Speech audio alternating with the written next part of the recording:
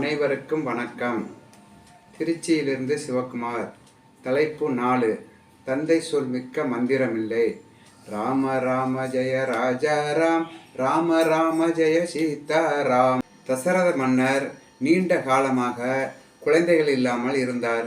பிறகு குலகுருவின் ஆலோசனைப்படி உத்தரகாமேஷ்டி யாகம் செய்து 4 புதன்களை பெற்றார். அவர்களை 5 வயதில் கல்வி கற்பதற்காக குருகுலவிற்கு அனுப்பி வைத்தனர். அதை ஏற்று தந்தை சொல் மிக்க மந்திரமில்லை என்று குருகுலத்திற்கு போய் கல்வி கற்றனர். இறுதியில் சீதையை மீட்ட பிறகு ராமன் சீதையை ஏற்றுக்கொள்ள மறுக்கிறார். பலரும் வேண்டினாலும் ராமபிரான் மறுக்கின்றார். சிவபெருமான் சொர்க்கத்தில் இருந்த தசரதரிடம், தசரா, ராமனை பிரிந்த துயரத்தில் இருக்கின்றாய், பூலோகம் சென்று உன் கவலையை தீர்த்துக்கொள். ராமன் முன் தோன்றிய தசரதர் ராமனை கட்டி கொண்டு அழுதார்.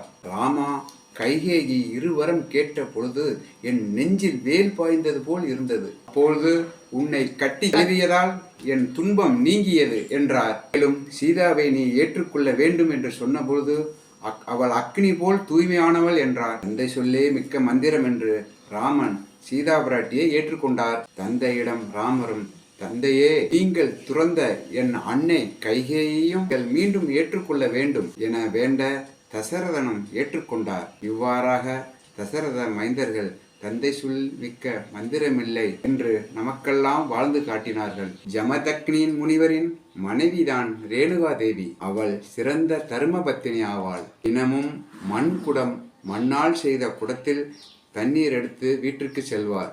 ஒரு நாள் கந்தர்வன் என்னும் மைந்தன் வானில் பறந்தான். அந்த நிழல் இவளுடைய தண்ணீரில் பட அந்த உருவத்தை பார்த்து ரசித்தாள். அதனால் அன்று மண்குடத்தின் தண்ணீர் எடுத்து செல்ல முடியவில்லை. அறிந்த முனிவர் கற்பு நெறி தவறிய ரேணுகா தேவியை தலையை வெட்டி எடுத்துட்டு வருமாறு கூறினார். இதை ஏற்க அனைத்து மகன்களும் மறுத்தனர்.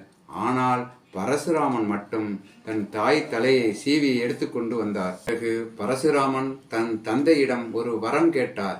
என்னவென்றால் தன் தாயை உயிருடன் உயிர்ப்பித்து தருமாறு கேட்டுக்கொண்டார். உயிர்ப்பித்த அந்த ரேணுகாதேவியை நாம் இன்று மாரியம்மனாக வணங்கி வருகின்றோம். இப்படி தந்தை சொல் மிக்க மந்திரம் என்பதற்கேற்ப பரசுராமன் வாழ்ந்து காட்டினார்.